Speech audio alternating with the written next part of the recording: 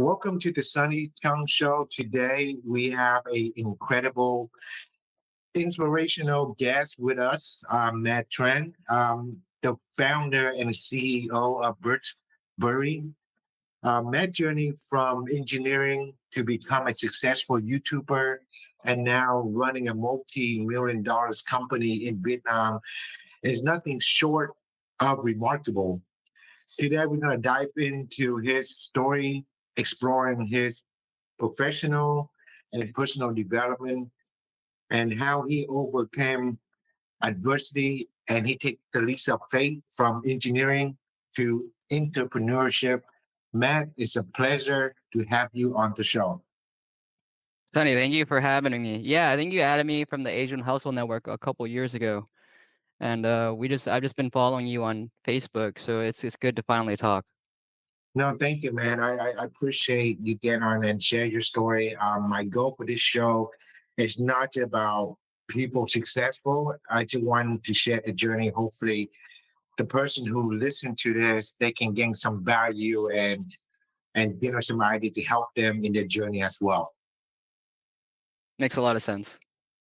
So, Matt, to can you start sharing your career transition from engineering to media in 2013 and how that changed your life? Yeah, in around 2013, I graduated from mechanical engineering, and then had been fired from a lot of jobs. But while I was still in school, I started a YouTube channel called Engineer Truth, where I would talk truthfully about engineering careers, because at the time there was a lot of hype around becoming an engineer. Yet all my classmates and I, like, most of our jobs are really boring.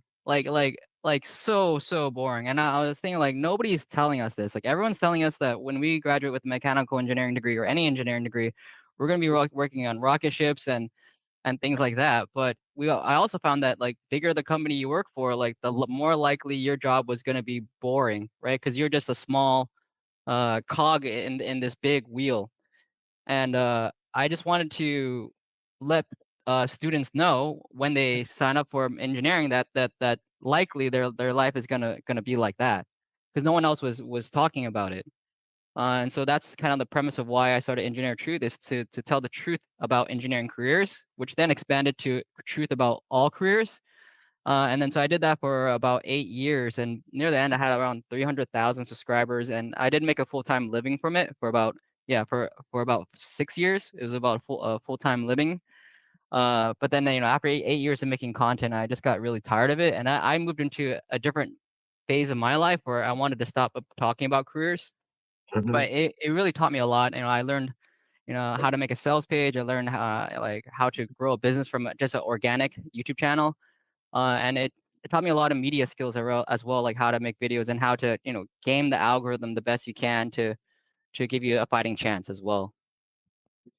Well, that's cool how you actually started and you learn as you go, and the more you actually implement it, the more thing you can come out of it, right? So what was your initial content focus on YouTube, and how did that kind of identify gap your career advice that you were aiming to address? Yeah, so at first I was just making random videos, but then I kind of thought about the essence of what I was doing, and so my most popular series was called Reality versus Expectations, Okay. where I would just say, like, things that I thought my mechanical engineering degree would be like versus what it was actually like. And then that really took off. So then I started bringing other guests to talk about, civil engineering, reality versus expectations. Like, what did, civil engineering guy, what did you think what your career was going to be like, and what did it end up being like? And that ended up being a very popular series because people were telling their expectations, and then they were telling the truth. And that's what a lot of students wanted to know going into these careers. And yeah, I met a lot of friction from it. Like, there's a lot of people who they have never worked as an engineer, but they're writing in comments as if I was like blasphemy, right? Like, oh, you don't know what you're talking about. You're a crappy engineering student. Like, you have no clue. But like, all the people I brought on, including myself, had already worked as engineers.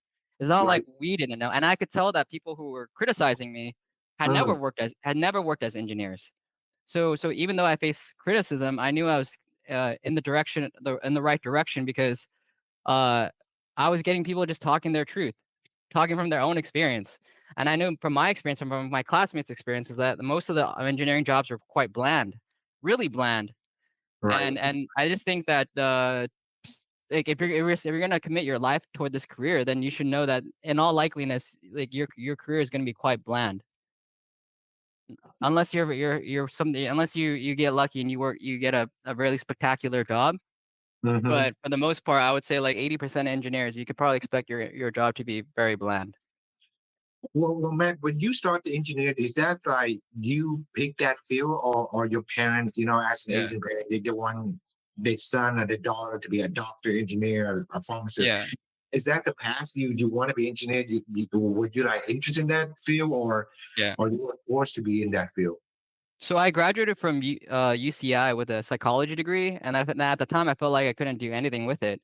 So then Right. that's when I re-enrolled at Cal State Long Beach as a mechanical engineer because I wanted to choose a more technical field, and then I'm very visual, so then Mm, that's why I chose mechanical because I think I have a natural knack for physics. I was good in physics in high school, so I'm that's good in the physical space.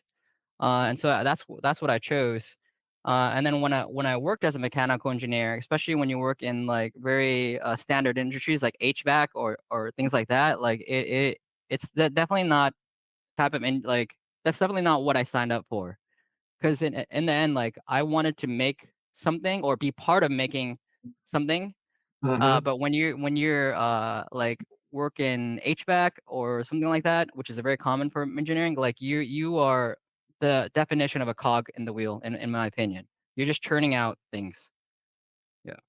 Yeah, I mean, at least you actually get the courage and share the truth about engineering, because engineering for me, like, is very, very intense, right? Very detail oriented, and very that's something that's my personality won't fit be engineering. I mean, I'll be honest, and for someone to go in there, I think they have should be like certain kind of special skill set to actually choose that field, right? So I mean, and when you see it, and when you come out of your shell and you share your experience, and who honestly, man, who care what people think? You share your experience, and if someone that resonate with you on it, and give them a second opinion, I think you do what you do is great.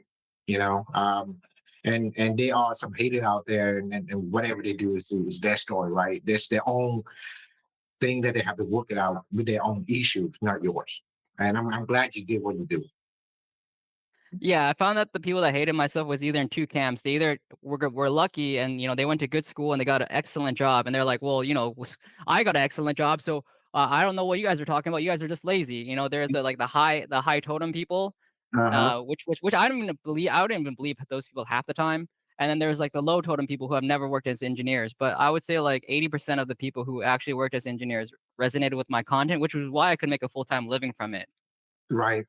Well, Yeah. you get a good audience on it because people see what you do and they see value in it. Yeah.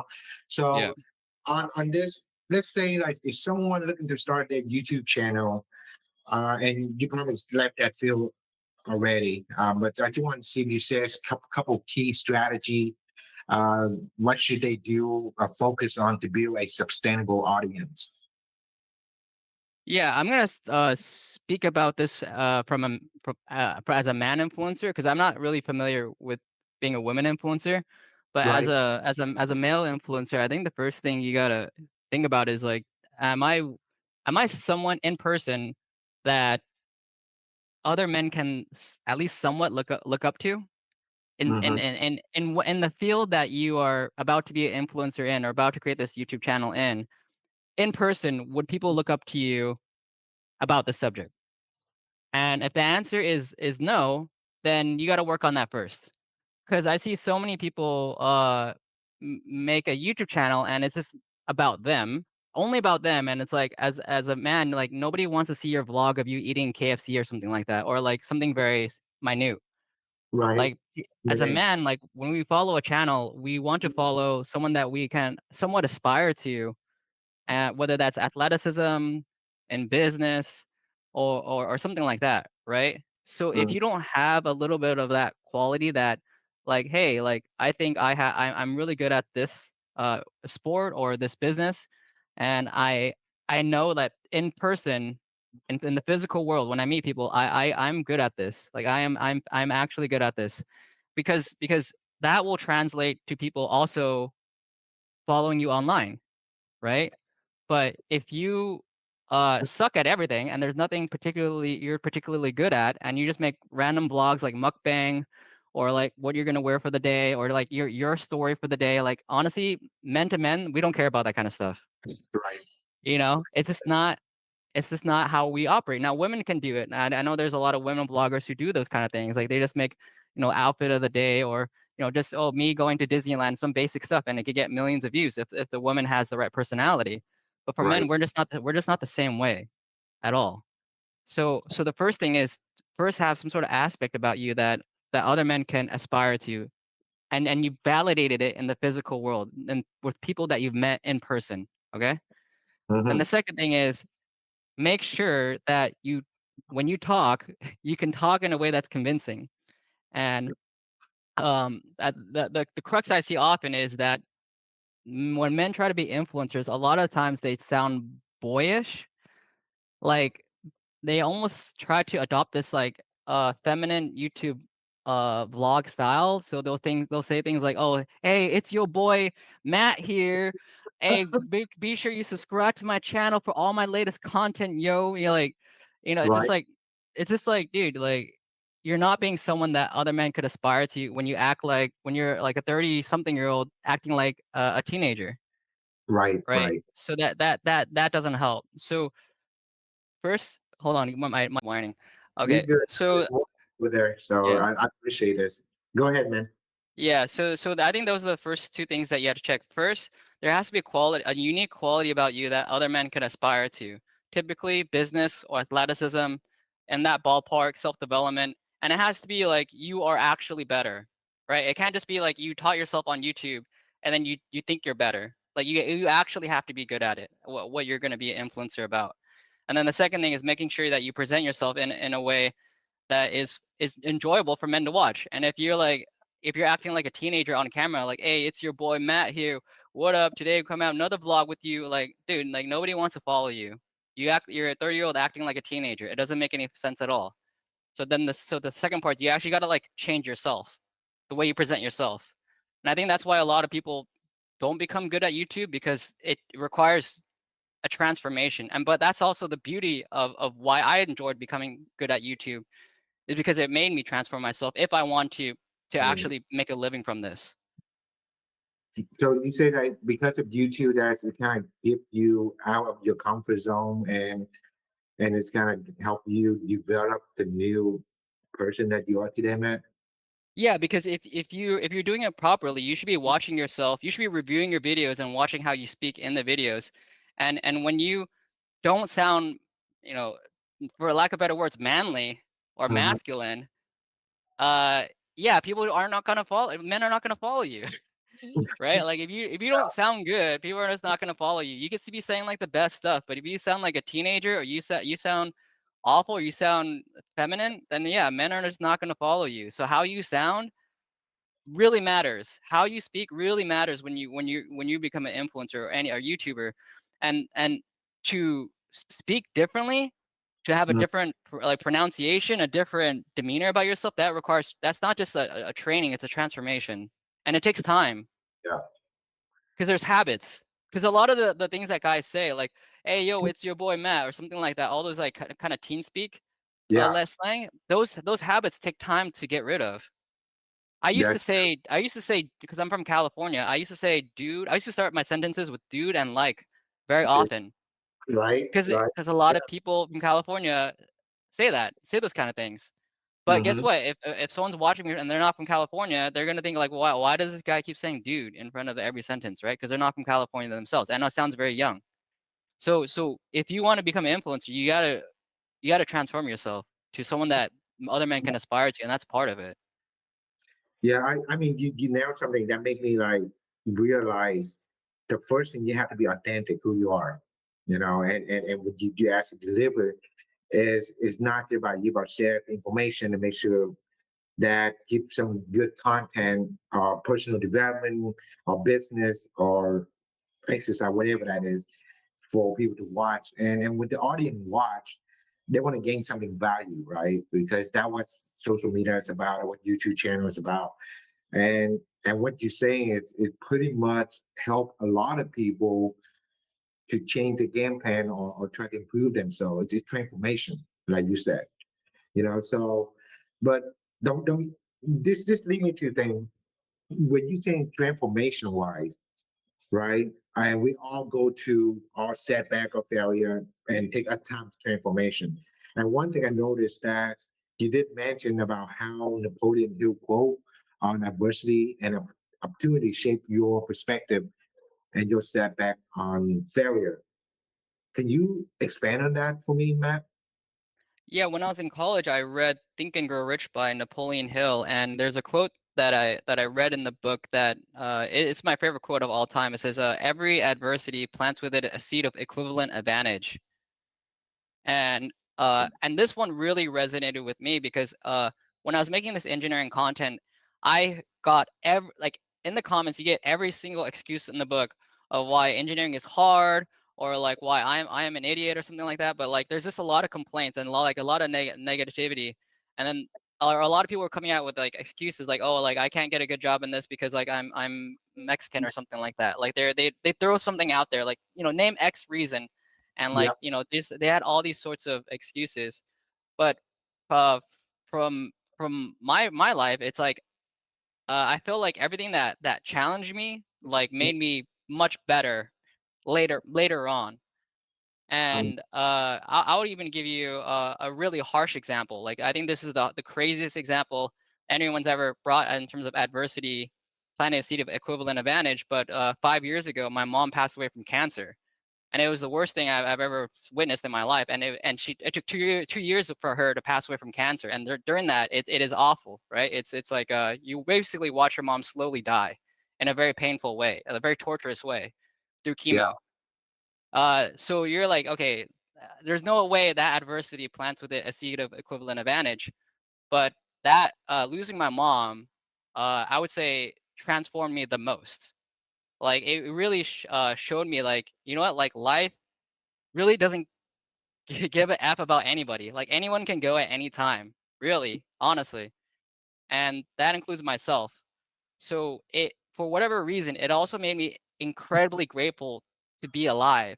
And not that I didn't practice gratitude before, I did. But the feeling of how grateful I am today to be alive is a feeling I could not have if my mom was still alive. And Mm, also my when my mom was around, like I didn't really care at all to how start a family, especially in America where it's not really like it's very individualistic culture. yeah. But after my mom passed, I really understood the value of starting a family. So pretty soon after my mom passed, I moved to Vietnam. A couple years later, I got married, and then my son was just born 3 months ago. And it's crazy because I actually do feel happier today than I ever did before, including when my mom was still alive. But it's a different kind of happiness. It's not like a naive kid happiness. It's like I'm the leader and commander of this family, and this family just brings me a lot of joy because I created this family. I made this family instead of inheriting. Because when you're growing up, you don't get to choose the family that you grew up with. But when Right. you pick your wife and you choose to start a family, you create that family. And I think it means more to me than it would someone that has both parents alive because I've lost my mom. It means more to me in a way that someone that has both parents cannot feel. Yeah. You actually take me back to when I lost my dad. Um, I have the same situation, and now my grandma is actually in a nursing care because she had a stroke. And slowly, I see how she is, right? And it does make a big toll on me. It does kind of shift my mindset. I mean, I make mistake. I try to correct my mistake.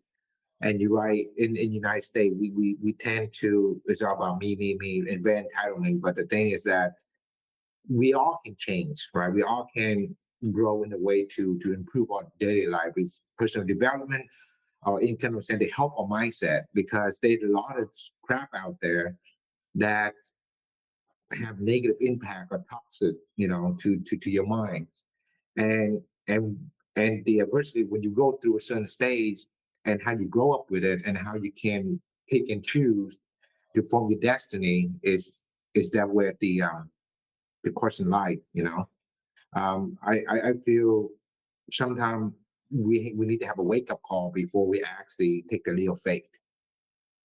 How you Yeah, feel? I feel more alive now that my mom has passed. And when my mom was around, I don't know how to explain it, but you're kind of in this umbrella under your mom's wishes a bit. You're influenced by your mom. At the end of the day, if you're a good son and you have a good relationship with your Mhm. mom, you're still under the umbrella of your mom, essentially, honestly, in some form. But True. then when your mom passes, then you there's nothing. You just get it's empty. And so what do you do with the emptiness? You start a new chapter. That's what Yeah. you do, and that chapter is a blank slate. It's a little empty, so you have to write it yourself. Very cool. I mean, my mom, I'm glad I still have her with me. She like in the kitchen somewhere cooking right now and cleaning up. So I'm grateful for that. I mean, I'm not a good son, like I said I would be before, but now I learned to appreciate my mom more. I love her more, because all the crap that she actually, endure with her son. So the thing is that by losing a mom, I cannot feel the pain you went through back in that day, man. But at least you make peace with it, and you form a family, and you have a beautiful family now. And I congratulate you, and I'm happy for you, man. Yeah, thank you. Yeah.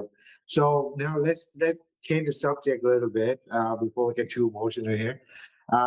Now you went there, opened a shoe company. Okay, so can you share the story behind the concept and inception of Birchbury, and and your motivation to create this style of shoe? Yeah, so I'm from California, and in California, you're allowed to wear flip-flops anywhere. Like, nobody really judges you. You can wear flip-flops to most nice restaurants, and people are just not gonna care. It's just part of our culture. Uh-huh. Uh, but when I went to the Philippines, and this was when I was doing Engineer Truth as a YouTuber, so I could make money remotely. So I went to the Philippines, and in the Philippines, they really have a thing that at basically any medium or nice restaurant or hotel or at basically a lot of venues, they want you to wear shoes and pants. This is part of their culture. So a lot of these places I couldn't get in because I was always wearing flip-flops and shorts because it's also hot in the Philippines too, right? Yeah. So I really had no choice. So then I was like, okay, well, you guys won't let me in, so I got to go buy some shoes. So I went to Kolhan and I went to all these stores to buy shoes, just buy sneakers and stuff like that, like nice dress-up sneakers, and all of them would end up hurting my feet. So I was like, okay, like this toe box is too narrow. So then that's when I went online and then I found barefoot shoes. So when I found barefoot shoes, they were like very wide toe box. They had like a very thin sole, zero drop sole. But then like all of them were like ugly, like super super ugly, or they're all like catered to being worn for like hiking or like the rain or the mud or outdoors. But like I just wanted comfortable shoes to go to a restaurant in the Philippines, right? So like it doesn't make sense for me to wear this outdoor shoe to a nice restaurant in the Philippines. It just doesn't make sense. So then I was like, okay, some brand has to make this, right? And the answer was no. There was like no barefoot shoe brands that actually look good enough to wear to a nice restaurant. And so at this time, I was on the tail end of my YouTube career. I individual was getting sick of making YouTube content after 8 years. So I was Right. already looking for the next way out. And luckily, when I lived in the Philippines, I met someone named Joe Magnati, who is the CEO of Empire Flippers, and he ended up becoming one of my closest friends. So through meeting him and then learning about how generally online business works, not just YouTube, because YouTube being making money on YouTube is just one little section of making money online. And when I met Joe, he exposed me because he Empire Flippers is the biggest online business marketplace in the world. So he has a wide breadth or range of knowledge about online business, about Right. each type. And then that's through affiliation with him. And then he had to meet people that want to list on Empire Flippers, buyers, and then also sellers. And then so he's always around them. And then I was always around them. That's when I got exposed to selling on Amazon. I got exposed to Facebook ads, Google ads, Shopee, selling on Shopify. Mm-hmm. And then after that, I tried some Amazon businesses, and I got some real hands-on experiences with the different types of online business. So that way I'm familiar. I'm kind of getting like my fundamentals here, like my jab, cross, hook if you do boxing, but like just you're getting a basic understanding of how all this works together. And then after that, I was like, okay, I think I can make this shoe brand. So there's a conference in Hong Kong called Global Sources, and my friend's company, my roommate at the time, actually, my roommate Anthony, his company was a sponsor for the event.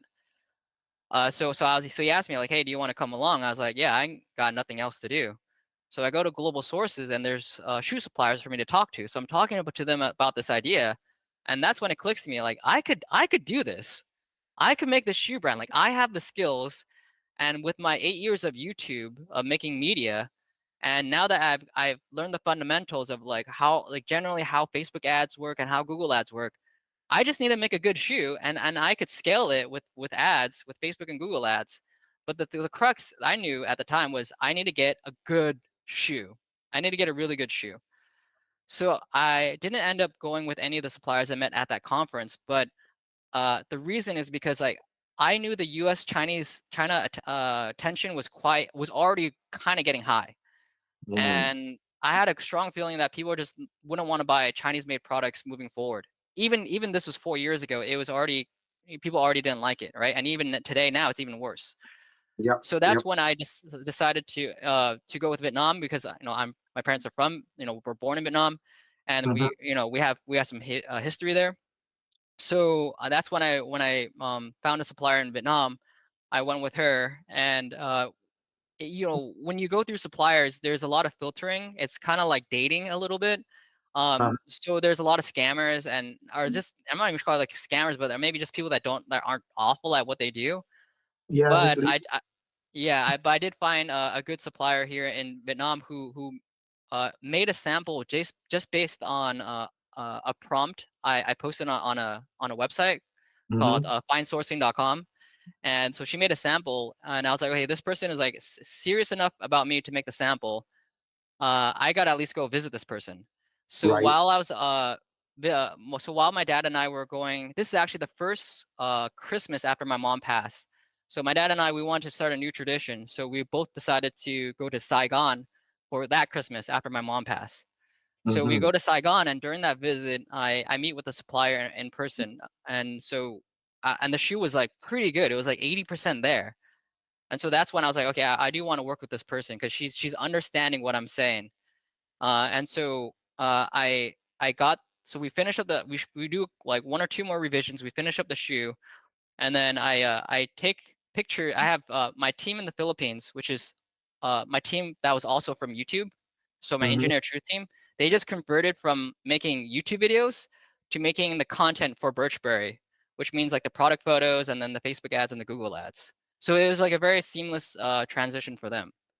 So basically, what we did was I took that one sample and we did pre-sales on our own website Uh-huh. to validate the product. And the reason why you want to do pre-sales is because you don't have to order the mass quantity yet. And so my rule of thumb was if I could sell 100 of these shoes through pre-sale, then I can order 500. Because if I could sell 100, then I could definitely sell 500. Oh, totally. I love that concept, dude. It's similar to how Elon Musk you pre-sale his Cybertruck right now, right? So same philosophy. I think that's a very very awesome strategy. Yeah, and you're not even trying to be profitable. You can even be a little bit not profitable, but you Mm, know that by with when the inventory is in stock and ready to be shipped, that the margins are going to go up, right? The ROAS, the return on ad spend, is going to skyrocket when you don't have to pre-sell. But the fact that I was breaking even, like, and I told these people I'm not going to ship these shoes for like half a year, and people still bought the pre-sale, right? And so that's when I knew, like, hey, there's a real demand for this, and just to go order 500. And so my first batch was only 500, and we actually sold out all 500 before they even arrived in the U.S. that's And I had to amazing. order. Yeah, yeah. I mean, so how do you use like social media like Facebook, Google ads, and to validate your product and demand for this shoe of yours? Did you target audience, or how do you do that, or just pre-sale on the website only? Yeah, so first is I think some people pre-sell on Kickstarter, and I think that's appropriate if you are doing something like a game. Like if you're doing like a new creative board game Hmm. or something novel, then I think Kickstarter could be a good place. But Kickstarter has like some key disadvantages, and one of them with Kickstarter is that you don't get the money until 2 weeks after the campaign is over. So then you can't use the revenue that you made to pump it back in immediately, if that makes sense. But when you do pre-sales on your own store, that means you collect the revenue right away, and then you could use the revenue you made to to pay for more ads, which is much better, right? Because the cycle, uh you're not relying on this big chunk of money later, and you got to like front all the money for ads for like 2 months. So that's a big thing. Is first, the first, and also if you do Kickstarter, then when you're done with your Kickstarter, then you have to remake your website. But since we sold on our website, then when the shoes were in stock, we just changed the word pre-order to order. It's very seamless, right? So that was the first thing, and then the second thing is using the ads. So once the first thing and most important thing is your sales page has to be compelling, and it basically reads like I don't know if you ever learned copywriting, but basically follows copywriting format where you need to grab someone's attention, you need to show them why they should be interested in it, you have to build up some desire, and then there has to be a call to action, right? And that's called AIDA in copywriting, but your page needs to follow AIDA, and um, also like in this day, especially in this day and age, like your pictures have to be, or by default have to be good. Like people just don't even trust you if you have like amateur, if you don't have nice pictures these days. And that was true 4 years ago. So it was just very convenient that my media team in the Philippines, they could just do all these nice pictures, and then I did the copywriting for the page. And then so first we had a really nice page. Then once you have the really nice page, where do you get your source of traffic? For pre-sale, it's typically going to be through Facebook. Now, at this time, Facebook was more reliant on targeting. So yes, you target like, I'm targeting men who follow, some competitor. You get like five list of your five competitors, and you that are on Facebook, and you try to like target their pages. But now with Facebook, targeting is like not as important as it used to be. So now everyone just does broad targeting on Facebook. But the crux of it is that the ad itself has to be engaging, and this is where the 8 years of experience on YouTube really paid off for me, because I have Right. such a leg up on my competitors, because they make such boring. I also when I did a competitor analysis, I also looked at not only my competitor's shoe, I bought every single uh competing brand's shoe, at least a couple of them. I did that, but I also looked at their ads, and I saw that brands in the barefoot shoe industry had bad ads, like just not engaging. So I used my 8 years of YouTube to basically make ads that actually are very concise, but deliver the selling points in a very aesthetic way, which is super important. I think that's how you do market research, is very detailed. That when your engineer part coming out, I think very. Thank you for saying that, man. Is to build a company is not easy, and then to manage the team is a different level. How you make a transition from it and your team follow you is pretty neat. One man can do everything, right? You have a team to support you. And I know you mentioned you're a big gamer. So how does World of Warcraft fit or impact in your company success, Matt? Yeah, so I've been an avid World of Warcraft player since it first came out in vanilla. There's been times I took a little bit of a break, but essentially been playing a lot of it. And I think especially my parents are like, and especially like general public, they think it's like the worst time spent. Like World of Warcraft was like the epitome of like you're a loser gamer, right? Like especially that particular game, right? World of Warcraft, which was like known to like just suck a lot of time. But for me, I actually think I learned the most transferable skills from World of Warcraft. So in World of Warcraft, there's always these elite guilds that perform the best, and they're killing the raid bosses first, or they're like the best at player versus player. And so what I did was I just looked at how did these elite guilds operate, and like how can I just apply that to my company, and then the principles are the same. So the first thing is like I just don't believe in turnover at all. So pretty much everyone that works for me, they usually stay for life. So my team in the Philippines, there's been a person that's worked for me for I think this is like her 8th year around there, right? All right. And That's and all. you'll find yeah, it's really long.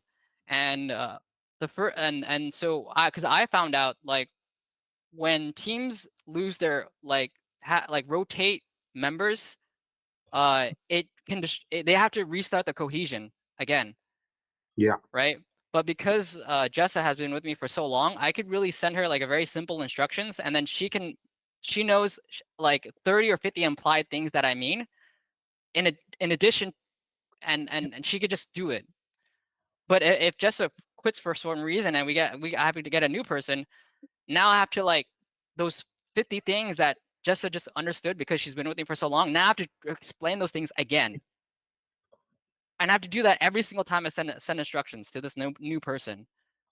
So for me, when I saw the Elite Guilds, they always had the same players and they always like played consistently. It just made me realize like you just have to see this as a team, and no team member should want to leave. And so that was it's really important to make sure they're happy. And then so I also looked at how what were the happiest guilds. Well, the happiest guilds, the guild master distributed the loot fairly, right? He didn't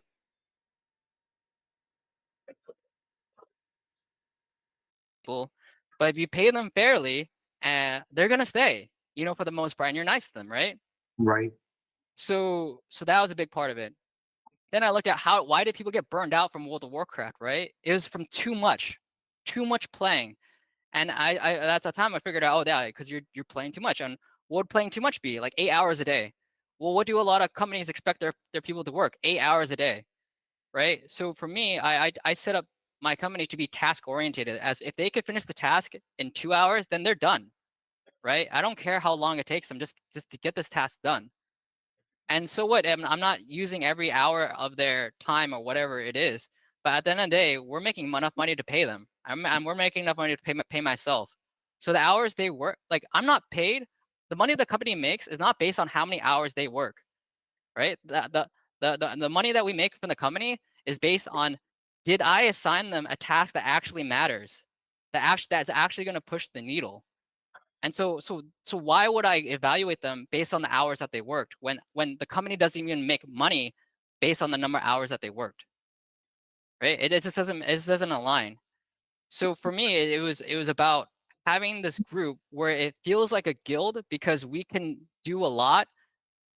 We can be very effective with a small amount of people, and people that work for Birchbury, they find that very rewarding.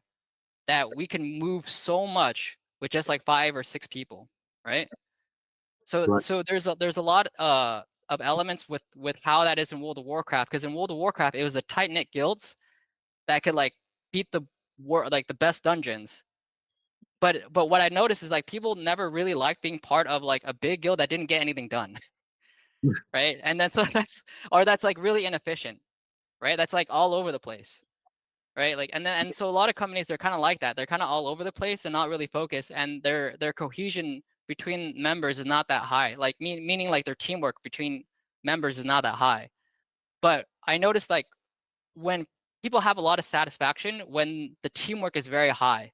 Like when you watch like basketball or something like that, you're like, oh my god, their teamwork is insane.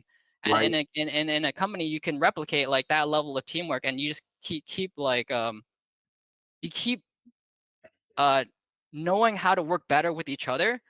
But that's something that requires first a leader that thinks that way, and then the second thing is they have to stay on the team for a very long time, lifetime. Yeah. I mean, so it's really important to pick the right player too, right? You cannot just like let everybody come into the team. You have Right. to know their strength and their weakness and make sure it's aligned with your vision. Then that Right. has to build a team builder. And Right. same any video game and selling in a business because if you have everybody to come in and it Yeah. doesn't work out, it doesn't help anybody. Yeah. The first time I filled out an application in my life was Hmm. when I applied for a guild. And so that was years before I filled out a job application, right? But the it's along the same lines. So uh the elite guilds would always like make people apply, and then they'd make people go through a trial for like 3 months. And if you want to be a good company, you have to do the same thing. You have to have like a very strict application, and then you have to give people at least a 3 month trial before you know that they're good fit or not. And that's something I first learned from World of Warcraft before I saw it in the professional world. I love that. Qualify hard, right? Same thing that Yeah. was qualify hard, easy close. So no man, you said some good stuff. I mean, from just simple video game War, World Warcraft, but actually applied for business is very different. Not a lot of people think of that way, but you think outside the box and how that's how you help build a team. And from the older generation, they don't see that. But for our generation and the generation come after us, they might can use something like that to leverage it. They're going to be a new company, right? So what you share is very valuable, in my opinion. So what's your future plan for your company, and what you envision evolve your company in the next few years? Yeah, I was gonna touch on what you last said. So when I was working as an engineer and all the jobs that I've had before, whether it was like round table pizza, Hmm. the generation, but like the generation I was working for, which was like kind of like boomer generation, their Yeah, mentality was like, I pay you, so you do what I say. yeah. And guess what? I'm the That boss. might Good. So I'm I'm the boss, and this is my rules. And because I pay you, you show up here at this time. If I tell you to jump, you jump. And guess what? I don't care about your individual happiness because I pay you. So why you complain? You're here for money. I pay you money, so then just do it. And that was like the mentality of like the generation I was working for, which is baby boomer. But then I hmm realized, like, guess what? I quit all those jobs, or I got fired, or I looked at the team cohesion at all these organizations, at all these businesses, and like nobody wanted to be there. If it wasn't for the money, nobody would actually want to do any of this work, right? And that's awful. That's awful. That is like awful for the morale of the team. But the way I've set it up for Birchbury, it's like not only do they get paid for it, they have flexibility. They know that what they're doing is very fulfilling because the customers are very happy with the product. And I make sure that we have a channel where all the happy reviews are posted. So that way, like when a customer says, we recently had a customer that wrote a happy review that said, "I will buy anything that you make." And when you're working as the editor or anything like that for that company and you see reviews glowing, that makes you feel good. You're saying, okay, these ads that I'm making for Facebook, like that's not I'm not just selling something just to make money. I'm selling something that is improving people's lives, and I feel that, right? And so when I set up my team, I can't just say, okay, I pay you money, so just do it. Because eventually people that are super good will quit. They will quit because they're super good. And so it's because of they're super good, they have options of where they can go. And so they're not going to just choose somewhere where that's going to pay them a lot of money, but they're going to feel disrespected or there's no culture or they're just selling snake oil. They're not going to people that are the best don't want to work at those places. Yeah, everyone wants to get paid, but they want to feel some sort of fulfillment and satisfaction that they're selling something good for the world. And then second thing is they want some sort of team guild, clan, tribe, whatever you want to call it. They want some sort of community aspect to the team. And if you're not the right person to foster that, then I don't think you should be a business leader because it takes leadership to do that. And what I mean by leadership is that uh, sometimes I pay them and they don't do shit. You know, honestly, some Fridays they don't have any assignments and they still get paid. I lose money out on that. I know. But I also know that they enjoy having a Friday off and getting paid and not doing anything, right? So I can't just be like, oh yeah, it's Friday. I'm just gonna give you like in true Asian style management, the boss will literally make you like if you're a designer, they'll go make you go broom or something like that, even though it's not related to your role. Just because like I'm your boss and I could tell you what to do. And like if you really want a good team cohesion and the best to work for you, you cannot think like that. You No, have to make it a nice environment for the best. If you want to be the best, it has to be a really good, you have to also be one of the best leaders. And part of that is making a fun, and this is why the elite guilds, okay, there's two type of elite guilds. There are the elite guilds that were super hardcore and then people quit because it was too hardcore. And then there are the elite guilds that were like, okay, yeah, we're serious, but we're almost like casual serious. Like we're serious, but we're gonna have fun doing it. And those were the guilds that stayed for like 8 years or 10 years. So I knew I couldn't be hardcore and just boss people around, even if I'm paying them money. Like I have to make it fun for them too.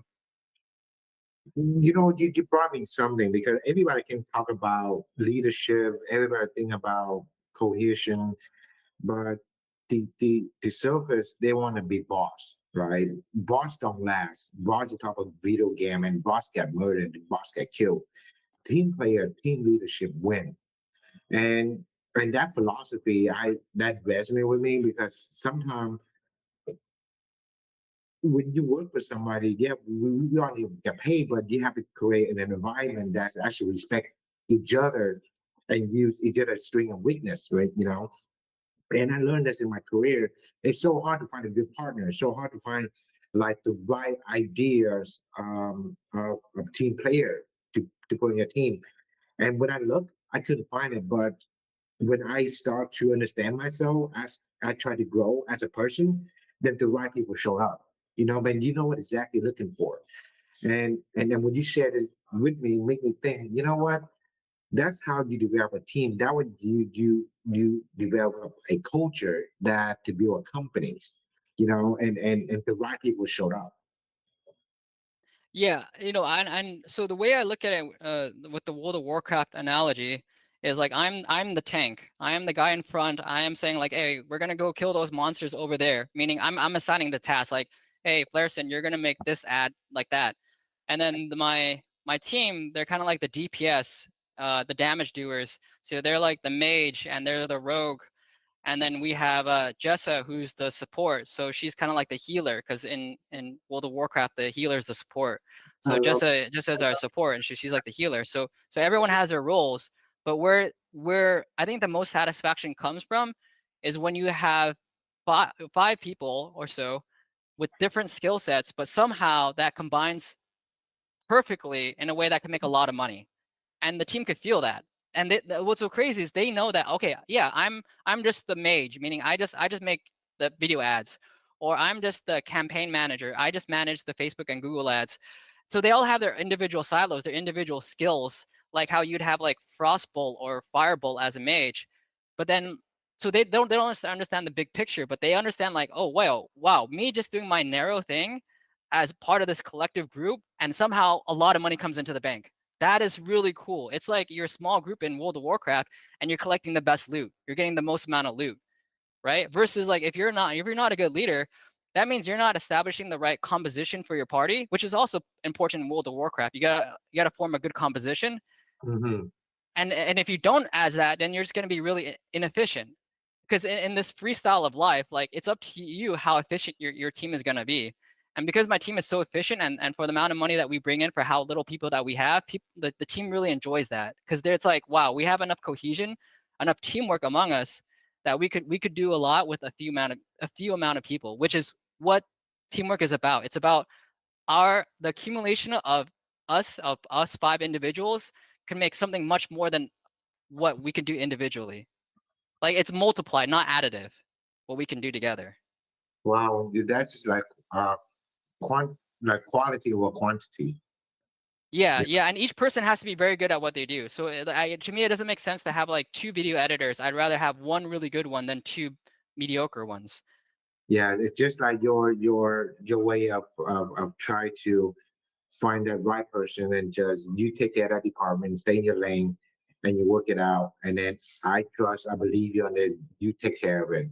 Yeah, it's it's really cool how that's actually helped you transition to find the right people to work with you and that philosophy. I think it's amazing, man. Thank you for sharing that. That's how shape your leadership to based on a simple video game that nobody actually played or heard of it most of the time in the older generation, you know. But yeah, I think that's great what you share, how you envision your company and how this applies to your business. So so when you move to Asia and with American value, do you notice any differences? What's the key difference between Asia and American that influence your leadership at all, or are they similar to it? Yeah, I think they're different. Uh, they're definitely different. I think there's pros and cons to both. The Asian style of doing business and the Western style. Hmm. So I do notice the Asian style is more relationship based. They really care about relationships. And so having good manners and being polite and being respectful is much more important in Asian culture than American. Now in America, here's the good part about being American is we actually are okay with feedback and criticism. Okay. Okay, Whereas the Asian culture, you basically in the Asian culture, you definitely uh are more sensitive to like criticism and feedback, that's right? true. Yep, yep, yeah. Actually, yeah. So go ahead. Go ahead, go ahead. I was thinking something. Go ahead, please continue. Yeah, yeah. So, but at the same time, uh, people that from the Asian culture are just generally more disciplined than people from the West. People from the West, they want to be more vocal. At the same time, they want like more autonomy. But a lot of, and also a lot of times with Western workers, they always have I don't know how to explain it, but they're always like demanding more from their boss. Some and often like unjustly way. Like a lot of people in the West, they just want to get paid more and more and more. Like Mm, it keep getting a higher and higher salary.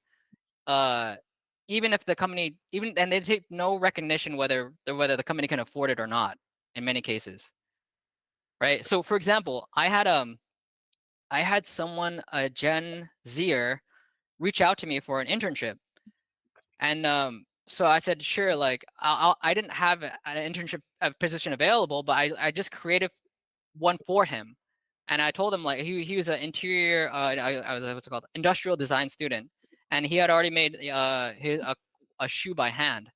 So I was like, okay, I'll give you a summer internship, and I'll pay you $3,000 a month remote, and for you to make shoes, for Birchbury at least. And I'm not even sure if I'm gonna end up using his work, but like I liked his attitude. I like that he took the initiative to make a shoe on his own, and so I just created this position for him. So he said, okay, well, let me think about the money. I'm like, okay, whatever, you're gonna think about the money. So two okay. weeks later, he finally gets back to me, and he's asked for $6,400 a month as an intern. And I was like, yeah, I'm just not interested in giving you an internship anymore. And he's like, no, no, no, no. Like, well, let's jump on a Zoom and talk about it. I was like, dude, I don't think you understand. Like, I'm not interested in giving you an internship anymore. And so he emails me back saying, oh, I'll take the initial salary, $3,000 a month. I said, no, I'm not interested in giving you an internship anymore. I've taken it away.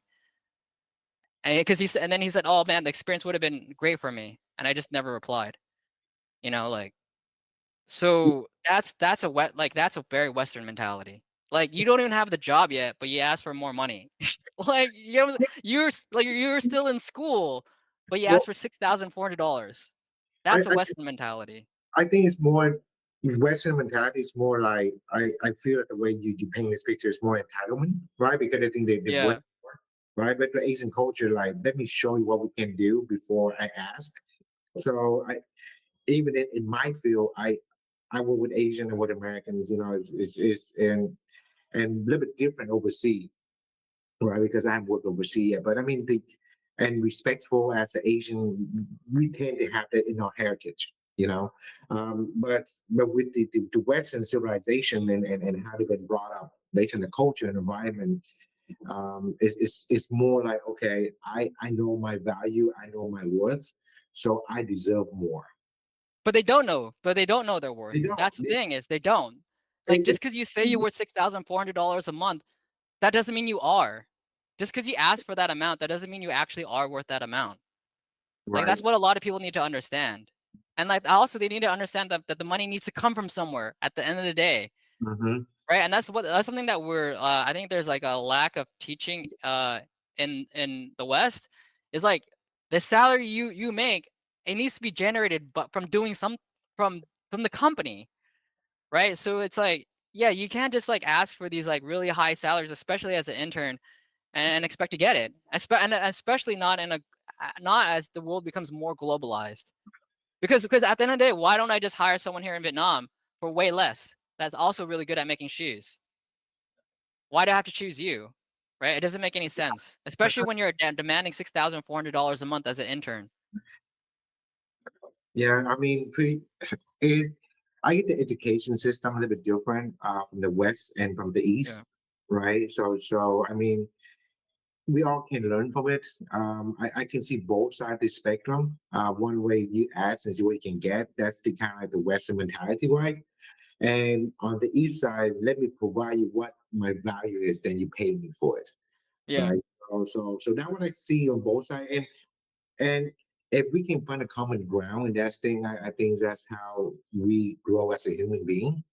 Um, because some of us don't know better, right? Yeah. Until things take away from us, and okay, well, I want this to be a great experience based on this share about your intern. I think that's good. At least something we can keep an eyes on and learn from it instead of put like this way. I still learn for myself, like sometimes it just I want to get something done, but I need to see where I'm standing and what kind of value I bring to them. And instead of like, okay, let me add value to you, like what do you need? Let me add value to it. So for my work, I I go to a companies, I look at it like in real estate deal, and I see what they do in it, and I just let me add this to you and say like, how can I bring value to you? You know what I mean? So that one thing I'm learning, and so far it's really helped my career lately, and because from I learned from the east and I apply to the west, and vice versa. Yeah, I think knowing both is very helpful because at least you how to explain it. When you only know one way Hmm. of doing a thing, then you're not thinking of all the possibilities. But That's once you learn a second way of doing things, then you realize that that it's not that it's not so rigid as you thought. And right. when you understand that it's not so rigid and that there's more than one way to think about it, then it's not too hard to come up with a third or fourth way to look at it. But when you only know one way, then you really think there's only one way. When you've only seen one way, you think there's only one way.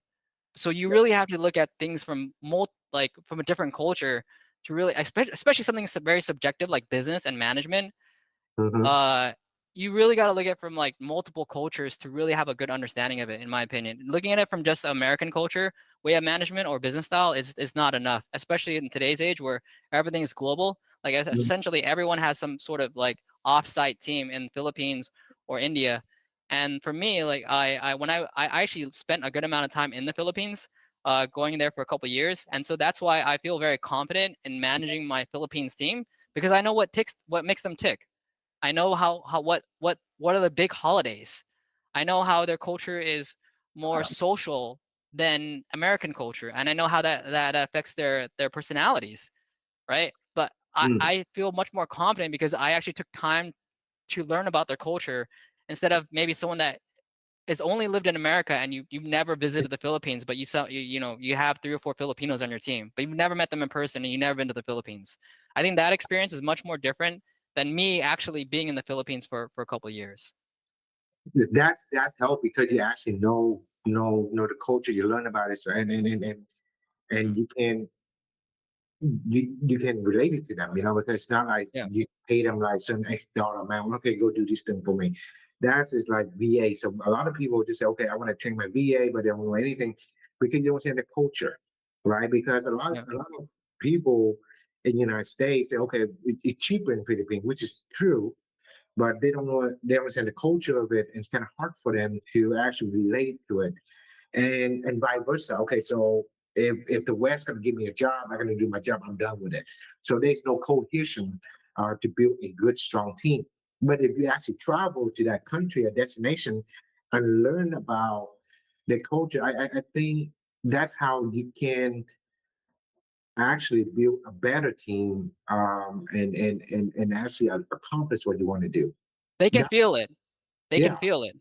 They can feel it in your day-to-day interaction with them, and it makes a giant difference. yeah, And it's that's why people want to work for me and not someone random that is going to shout demands at them, send commands at them. yeah, And so when we're talking about who's going to attract the best, I might not even pay the best, but because I understand them and because I understand them, I can set a work culture that resonates with them versus someone that's never been to the Philippines that it's going to be a challenge to make a work culture that resonates with them. And so like that's just a big advantage for me. I see it as that cultural understanding as a competitive business advantage. I love that, man. Okay, so let me go. I mean, before we get sidetracked here, Yeah. I love the conversation, man. I this is awesome. I've been seeing you do a lot of MMA lately with like Muay Thai and everything else on your Facebook and everywhere else on social media. So can you explain to me or share with the word here what made you decide to expand the MMA influence your personal and professional life? Are you planning to be a fighter, a professional fighter, or what's your alternative universe? What you trying to do? Yeah. So yeah, I've been doing MMA very consistently for like 6 months, but I used to do Muay Thai like when I was in my 20s. But then Okay. I ended up getting hurt. I had like a herniated disc. So I Mhm. stopped for many years. I got herniated disc from doing back squats.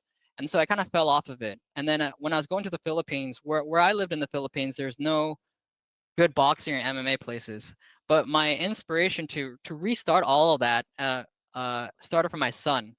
So Yeah. when my wife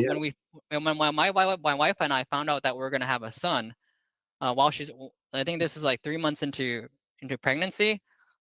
That's when I Hmm. looked at myself and I said, okay, my son is gonna be exactly like me.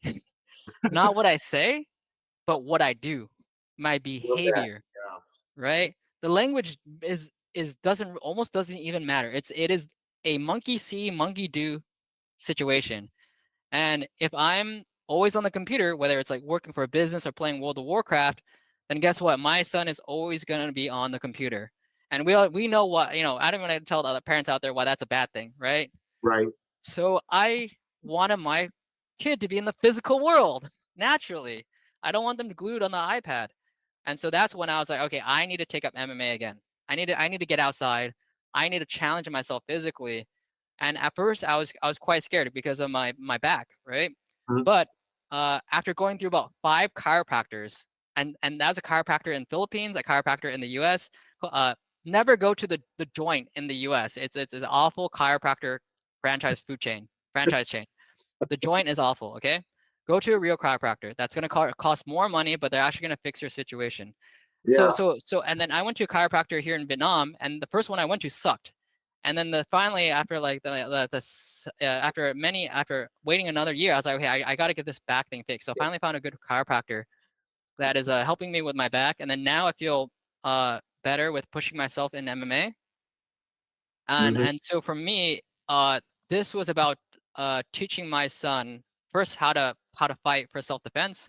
Second is Yep. for exercise, and then the third, in my opinion, most important is humility. Because when another kid beats you up in class, not physically, not out, not bullying, but like in class, he owns you. You realize you ain't all that, Yeah. and kids need to feel that. Because I notice when kids don't feel that, they become very annoying. Like Mhm. they're whining. They think they're everything. They think they're awesome. But it's when they get schooled in the MMA gym or Muay Thai gym or Jiu Jitsu gym. It's like, okay, yeah, I'm not as cool as I thought. I'm not as badass as I thought. I'm a human. You get humbled. And I think having that humility experience in the gym is really good. And then in addition, I think what's really important is the coach that you pick for your kid, because that is a unique relationship that they can grow from as well, is the relationship with their coach. That's a little bit separate from their father or their mother. And that social interaction, I don't know, for some reason it is incredibly valuable. If you talk to a lot of people who have become successful, whether it's in sports or in business, they often reference some sort of coach they had growing up that's not their family. And so if you don't allow your kid to have that experience, they're missing out on something. I think you have a very, very long term vision and what you try to do. Monkey see, monkey do, like for your son. And he's only like so Three small, but months. he has, Yeah. yeah, 2 months, Three, yeah. 3 months, 3 months now, but you already game plan to have to see it. And you really hit on a point that like you got to put him through adversity for him to grow. Without that, he won't be able to grow to be the good human person that you hope him to be. We all can try to guide our son or anything there to the way we want, but if we don't do anything and we just teach, they Yeah. won't listen, right? And we all have mentor, right? Our parents one side, but we learn from the street, we learn from other people more than we learn from our family. And I think you pretty much have that game plan. I would say design out for your son, and hopefully he see what you're trying to accomplish. You know, and that will get wish for it, right?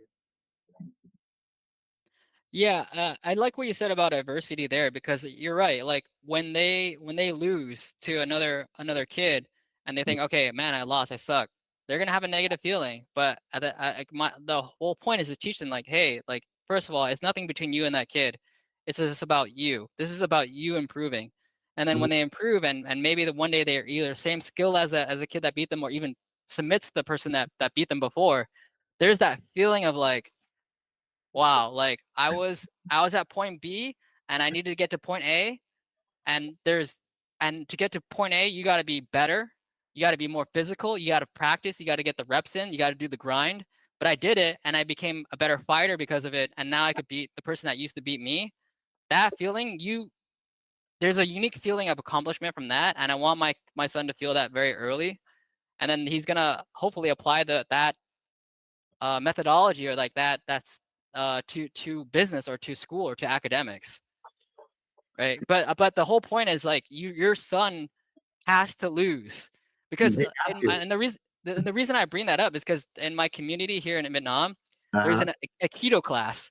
No joke, like traditional keto. And if anyone knows fighting, a keto is actually the worst martial art ever invented. Okay, Uh-huh. so it's this super unrealistic, and so they don't do any sparring in the keto class, of course, because the keto is useless.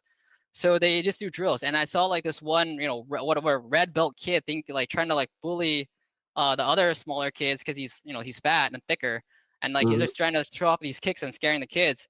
And I'm like, man, you guys don't do any fighting in that keto class, because if you guys did any fucking fighting, uh, this kid wouldn't be like that, right? So there's no humbling aspect in that Aikido class, which means it's useless as well.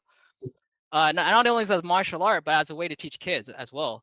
Like, your son has to lose and has to feel the pain of losing. Like, that's just part of life. Like in business, you're gonna lose, and being a good loser is a big part of life. And you can't teach that to your kid if they never lose, if they never feel the pain of losing. Yeah. I mean, life is it's a destination, right? We would say a destination, a journey, but they have to overcome what they have to.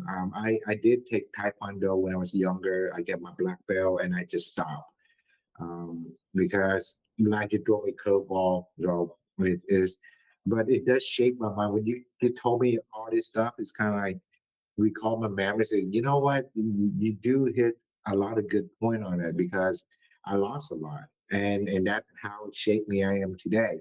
It's humbling me down. Um, it takes time. adversity and problem, the issue you run into, because of it, that's how you grow and you develop that kind of a person that you want and try to be a good human being because we are human beings. They we all have that emotion. We got to go to it to live, right? To grow. So, Matt, I really appreciate you sharing information on this. And before I close this show up, there's one question I ask all my guests on this show, and something just for me and then for the audience listen to it. Let's say if you achieve all your goals and and everything that you want in your life, and today was your last day on earth. Okay, what are the three most important lessons you would like to share with people, and how you would like to remember by? Oh man, three lessons I want people to know, and how would I want people to remember me? I think I want people to remember me as from Birchbury, from like healing a lot of feet. I mean, that's what I feel like I'm doing with Birchbury. Is when I sell these barefoot shoes, I'm healing like a lot of feet because most people have feet problems from narrow shoes. Hmm. So to give people comfort to their feet, uh, is a big joy. It's very fulfilling for me. So if I want to be remembered for one thing, I want to be remembered for selling Birchbury shoes that help people. At this point, like 60,000 people have healthier feet. Wow, 60,000. Yeah, about 60,000 orders around there. Actually, yeah, around 63,000 orders as of today. So I just like the idea that I've helped a lot of people have healthier feet. It's just my one little contribution to make the world a better place, and not Hmm. only just have healthier feet, but also look good while having healthier feet, which is the actual challenge. Uh, Yeah. is big. And then I think the three lessons is first is the Napoleon Hill quote. Every adversity with it plants a seed of equivalent advantage, and this is every adversity. And as I mentioned earlier, it could be even losing a parent. Uh, the second thing is I think everyone, as we talked about earlier, everyone should be open to losing, and that also includes asking your friends with more experience their honest opinion. And the reason I say that is because I've been in business for myself for at this point uh since I was around 24, 25 years old. So about 11 years now I've been in business in some way in business for myself. And I have friends who want to start their own business now, and they don't ask me any questions. Hmm. And I'm just like, well, why wouldn't you? Like, why wouldn't you ask me questions? Because I'm not unapproachable either, right? And when I first met Joe Magnotti, the CEO of Empire Flippers in the Philippines, I asked him tons of questions. Like every time we hung out and got drinks, I would ask him questions like, "Oh, how do you structure your team? Like, okay, wow, why is this role so important that you have to hire someone for it? Why couldn't you do it yourself? It's like just things like that, but questions all the time." Yeah. And Joe was like an open book. He just told me everything because he wanted to share. He's like he enjoys being a head honcho. So I absorbed a lot of information, and we were getting drinks, and we just had a good time sharing about business. And I absorbed the information, and I got a lot better at business from just asking questions and not having an ego about it. But what the weird part is like even at the time I was making an okay amount of money from the internet. So it's not like I didn't have any money at all. I had Engineer Truth, which was I made more than enough that I could travel. But Right. my friends who are like don't know anything about business, uh, they don't ask me anything, and I think that's super weird I, on I their think part. But I'm not gonna reach out and be like, "Hey, dude, you want to ask me questions about business?" Like, no, no, it's your initiative to do that.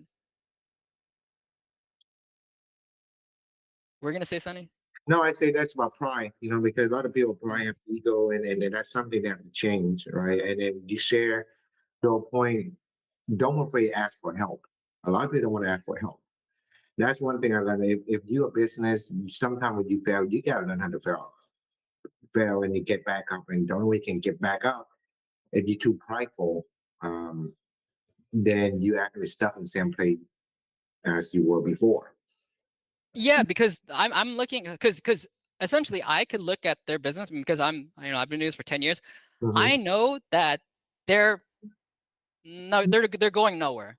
Their businesses are going nowhere. Like they skipped a lot of steps when it comes to product validation, market research, and they don't even know like the fundamentals of like how to start a business. But they just ask me, I'll explain it to them. But they never ask. So like I, it's weird. It's I weird. think they're afraid of judgmental, man. We are I afraid of, judge them more for not asking. yeah, you're right. You're right. But see, for you, because you want to open, you want to help them. That's one lesson, right? So that's something they have to learn, right? So you cannot say, okay, well, you want to reach out to them, you can't, because like if you know that you want to help people who swim towards you, Matt, Yeah. And right? then the third lesson is out of all three things, and this one will be about business is if you want to a lot of people are trying to get into e-commerce these days. I'll just use that as an example. If you want Hmm. to own an e-commerce business, then you have to learn every individual role involved with running an e-commerce business. You can't just go, "Hey, I'm going to start an e-commerce business." Well, what do you know? Do you know Facebook ads? No. Do you know Google ads? No. Do you know how to make a website that converts? Do you know any conversion rate optimization? No. Do you know email marketing? No. Do you know anything about making a physical product? No. Okay, so then why do you want to own why do you want to start an e-commerce business? Oh, I saw an influencer and mommy influencer, single mom influencer told me that said this would be super easy and she makes like 200,000 in revenue a month or something like that. Like that's not a good reason. And that doesn't mean that you're the person to start the e-commerce business. Like if you want to start a business, you have to know every role involved with making that business successful. And when you don't know anything about it, that means you don't even know the composition that you need. You don't even know the members that you need to make this work. So how are you going to make it work? It makes no sense to me. So for anybody starting a business, like if you want to start, I'm just using e-commerce as an example, you first need to figure out what's the composition, meaning team members that you need to make this work. And do you know all the roles necessary to make this work? If everyone fit Birchbury right now, I know how to do everything. Not as good as each team member because they're specialists, but I could run this whole thing by myself, right? And because I know all the roles, I know how to hire people that are good at those roles because I know how to test people to see if they're actually good at it. Like when I hired someone to take over the Facebook and Google ads for me, uh, I knew how to identify someone that's good because I ran the ads for 2 years. But if you're going in there like, oh, I don't know anything, and like I'm just gonna hire someone to do the Facebook and Google ads for me, there's way more people that suck at Facebook and Google ads than there are good people. And if you don't know anything about it, you don't have the ability to hire someone good because you don't have the ability to filter skills, right? So if you're going to start a business, uh, first start with learning the composition of that business, what team comp you need to make it successful, and then second part is start learning each role individually. And then once you have a foundation in each role, then you can begin to ask yourself, I think I could start. Do I have the skills enough to start this business? But unless you've already done that, don't even bother trying to start a business. Wow, that's good. That is thanks for sharing that. And I appreciate you sharing this for the audience who are looking to example e-commerce business, but in business general, right? So you have to know something about the business you want to open before you hire somebody else. Yeah, you should try to do that role first for as long as you can, and then hire it out. But if you start off with hiring it out, that means you don't even know how to give that person directions. You're right. So there's a Yeah, blind, like the blind leading the blind, you yeah. know? Yeah. Yeah, So, because that specialist doesn't understand the overall picture either. So you're mhm. giving them instructions, but you don't know how to tell them to do their role. At the same time, they're just going to do what you say, but they have no vision of the overall picture like you do as a business owner. So they're just going to do it verbatim what you ask them to do, and whether it's good or not, that's up to you. But they're just going to do what you say, and if it's not the correct task to do that's going to earn business money, then you end up paying their salary for an ineffective task, and so you lose money. No, you're absolutely right on that. I mean, like when I see in my industry, especially real estate, let's say if you want to learn how to lease a commercial space for business, well, you got to learn how to do it. I've been doing it for a long time, so I can actually pass to another leasing agent, and I know exactly what to do wrong and right. You know, because you have to have that foundation before you can bring in the new team member and try to help them grow. And Yeah. a lot of business people don't know how to do that. They don't. They just say, okay, I can outsource it out. I can outsource this, but you don't know the fundamental of it. It's kind of hard to outsource. It's incredibly hard to outsource if you don't know the subject at all. It's Yeah. like it just doesn't work out that way. Yeah. No, it doesn't. Well, Matt, thank you so much for your time, man, and many wish for your company to be more successful and have a beautiful family and the best wish I can give to you. All right, Sonny. Thank you for the conversation. Let me stop the recording.